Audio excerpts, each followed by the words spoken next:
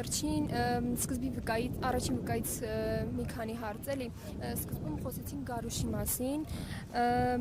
պարոն Նորկյան, դուք հավատում եք նախ որ Գարուշը իսկապես դռնով է դուրս եկել, թե պատուհանով, եւ եթե այո, եւ եթե նրան հաջողվել է դռնից դուրս գալ, ապա ձեր գնահատմամբ ինչու մյուս զինվորներին չի հաջողվել։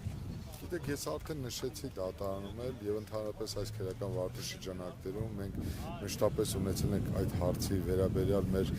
տարակուսանքը վերապահումները, ցավոք սրտի իրականացված քննությունը, թեև պետք է ընդգծել, որ քննության ընթացքում իրականացվել է 2 անգամ քննչական փորձառություն, բայց ամբողջությամբ չի հերքվել կամ անխոցելի կերպով չեն բերվել այնպիսի փաստարկներ եւ ապացույցներ, որ Գարուշը, ինչպես այսօրվա դատական նիստում արձանագրվեց այդ մասին, դուրս չի եկել զինվորական կացարանի դռնից, որովհետև տեսեք, միայն այն հանգամանքը եւ առաջին անձը չի, որ նման ցուցմունք է տվել կամ նման տեղեկություն է հայտնել զոհազինծառայողների ծնողներին, այո, մշտապես եղել են մի քանի ովքեր ընդգծել են, որ Գարուշը Սարգսյան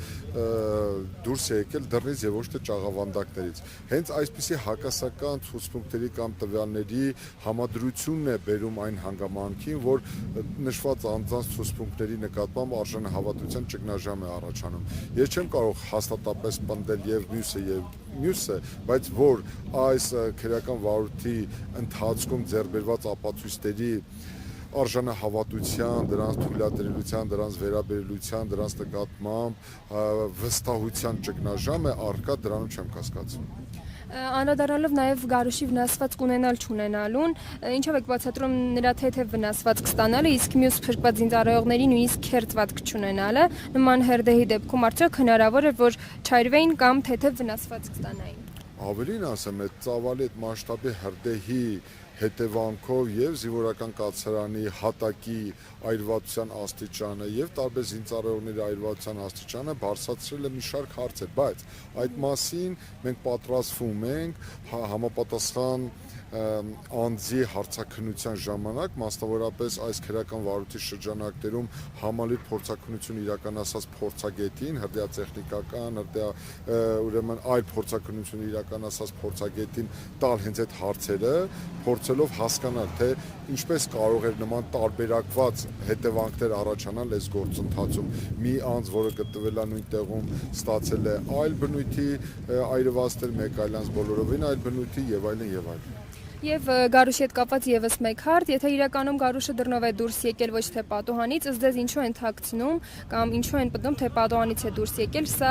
ինչպիսի առանցքային նշանակություն ունի գործի բացահայտման առումով։ Հիմա տեսեք, այդ դռնով դուրս գալու հանգամանքի վերաբերյալ ես ձեր ուշադրությունը հրավիրեմ մեկ այլ հանգամանքի վրա։ Դուք երևի ուշադիր եք, որ ես նաեւ մեկ այլ վկայի հարցեր տալիս կենտրոնացել էի վառարանի սենյակում հայտնաբերված զինծառայողի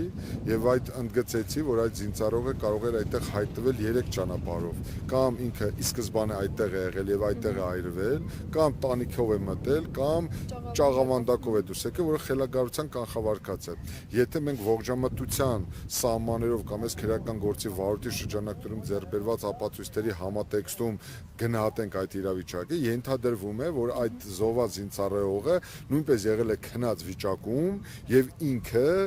փորձել է կացարանի դռնից դուրս գալ եւ հասնել մինչեւ վառարանը։ Այստեղ հարց առաջանում, եթե այդ զոհված զինծառայողին հաջողվել է, ուրեմն հնարավոր է եղել, ուրեմն այդ դռնից դուրս գալ է։ Հետո ինչու մնացածին չի հաջողվել։ Եվ երկրորդը, եթե այդ վարկածը չի, հաջորդ վարկածը, որ այդ զինծառայողը ի սկզբանե եղել է վառարանի սենյակում, այդտեղ արդեն լրիվ ուրիշ հարցեր են առաջանում։ Ինչպես ինքը չի դուրս եկել այդ վառարանի սենյակից, որովհետեւ մուտքի դուռը կպած է եղել, շատ մոտ է եղել եւ նա կարող էր փրկվել։ Հետեւաբար այս հարցերի պատասխանների բացակայությունը տալիս է մեզ հնարավորություն կասկածանքով վերաբերելու այն վարկածին, որը առաջ է քաշվում այդ թվում նաեւ Գարուշի այդ տարածքում դուրս գալու հանգամանքը։ Անդրադառնալով երկրորդ վկայի Հայկ Կիրակոսյանի ընկերուհու Սյուզաննա Զաքարյանի վկայությանը,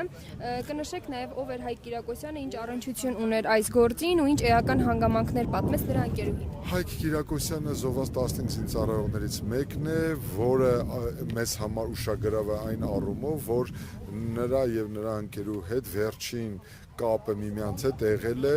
այդ օրը դեպքի օրը 00:30-ին, այսինքն հունվարի 18-ին լույս 19-ի գիշերի 00:30-ին եւ մեր գործի վարույթի շրջանակներում ձեռբերված նյութերով հիմնավորվում է, որ ըստ էության հրդեհը բռնկվել է 00:40-ին։ Հետեւաբար այդտեղ էլ է կասկած առաջանում, չէր կարող 00:30-ին Հայկը խոսել ընկերուհու հետ հեռախոսով եւ 10 րոպե հետո բռնկել է։ 10 րոպեվա ընթացքում Հայկ Կիրակոսյանը ենթադրաբար չէր կարող շմոլ գազով թունավորվել եւ մահանալ, հետո այրվել։ Սրանում է պայմանավորված այդ հիմնական կասկածը եւ այս վկայի ցուցմունքը։ Իսկ վկան դատարանում ցուցմունք տալիս մոտավորապես այս շրջանակի սահմաններում է տվել պատասխաններ եւ մասնավորապես ընդգծել է, որ դեպքից մի քանի օր առաջ հունվարի 16-ին, հունվարի 17-ին Հայկը իրեն պատմել է, որ սպաների միջև լարվածություն է տեղի ունեցել, այնտեղ խոսքը գնացել է դիզվառելիքի հնարավոր վաճառքի մասին, որ Հայկը իրեն պատմել է, որ այնտեղ մեծ գումարներ են շրջանառվում ապօրինի թմրամիջոցների վաճառքի մասին, ինչ որ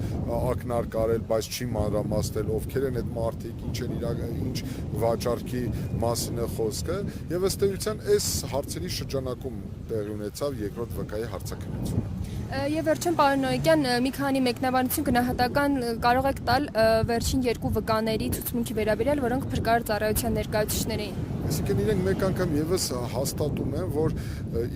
զոհված զինծառայողների դիերը դուրս են հանել իրենց անմիջական ղեկավարի Վարդենիսի տարածաշրջանի այդ հրդեհաշիճման այդ փրկարար ծառայության տնօրենի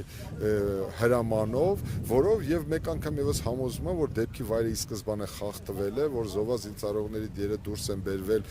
դեպքի վայրից առանց համապատասխան քննչական գործողությունների, դատավարական գործողությունների, որի արդյունքում ես խորապես համոզված եմ, որ բազմաթիվ հետքեր են թաքցվել կամ ոչնչացվել, որի արդյունքում էլ նման հարցեր են առաջացել հանրության մոտ։